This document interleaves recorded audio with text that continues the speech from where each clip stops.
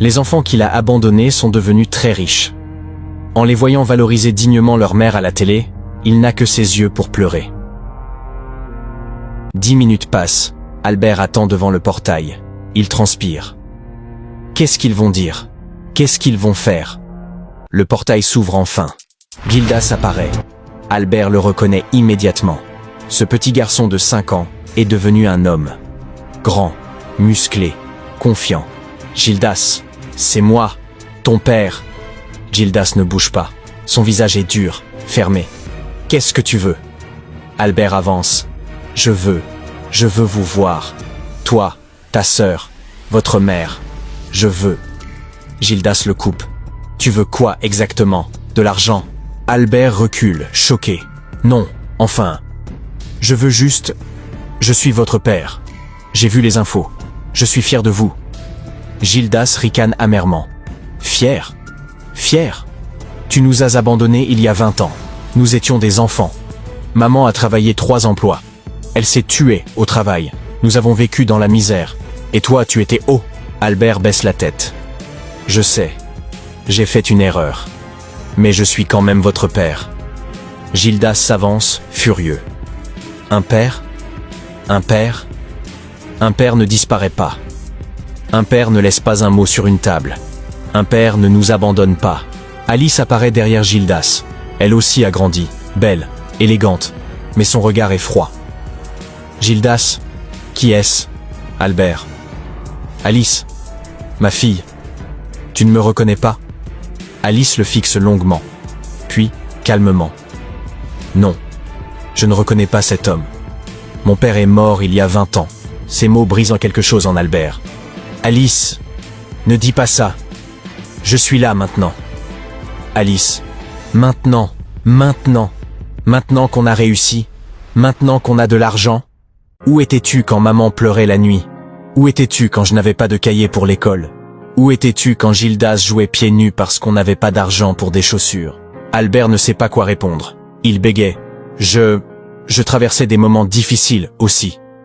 Gildas explose. Difficile. Tu parles de ta maîtresse qui t'a quitté?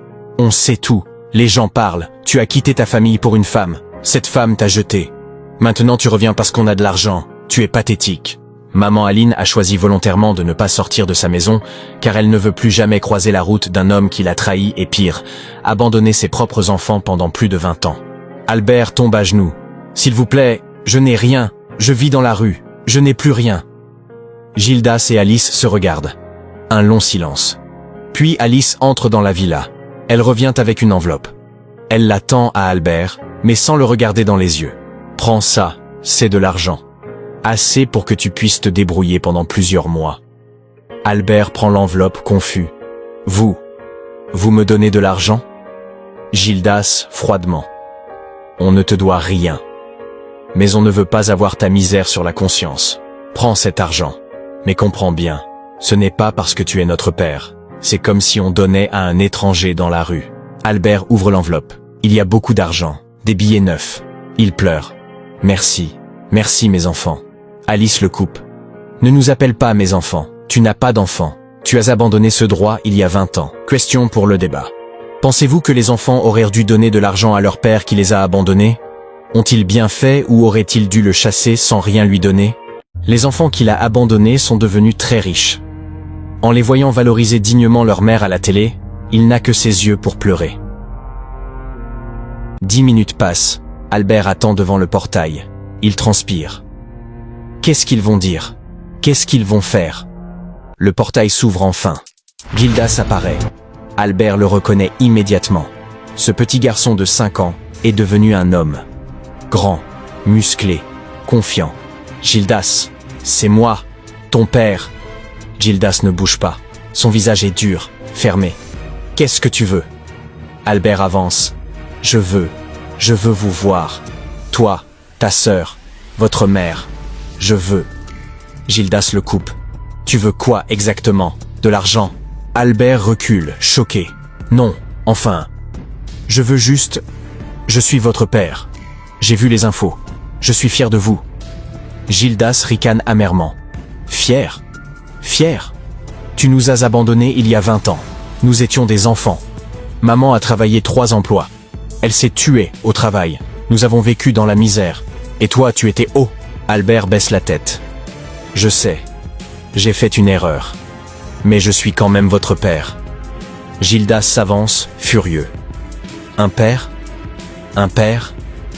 Un père ne disparaît pas. Un père ne laisse pas un mot sur une table. Un père ne nous abandonne pas.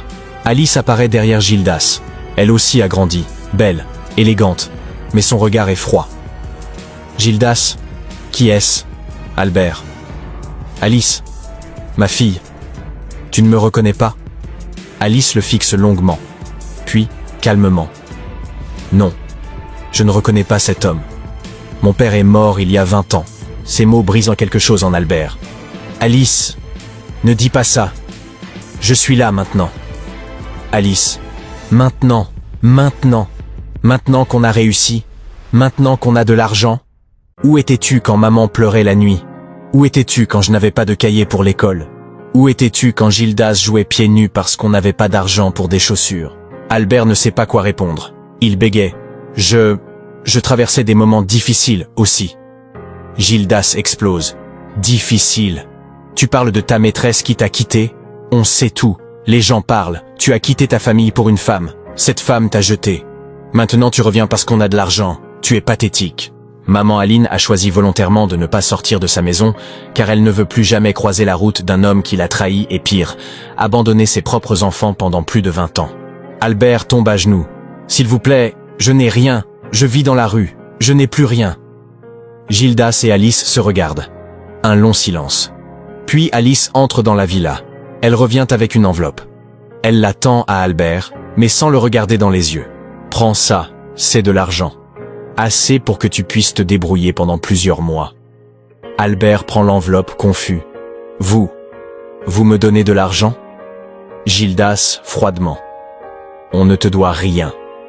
Mais on ne veut pas avoir ta misère sur la conscience. Prends cet argent. Mais comprends bien, ce n'est pas parce que tu es notre père. C'est comme si on donnait à un étranger dans la rue. Albert ouvre l'enveloppe. Il y a beaucoup d'argent, des billets neufs. Il pleure. Merci, merci mes enfants. Alice le coupe. Ne nous appelle pas mes enfants. Tu n'as pas d'enfants. Tu as abandonné ce droit il y a 20 ans. Question pour le débat. Pensez-vous que les enfants auraient dû donner de l'argent à leur père qui les a abandonnés? Ont-ils bien fait ou auraient-ils dû le chasser sans rien lui donner?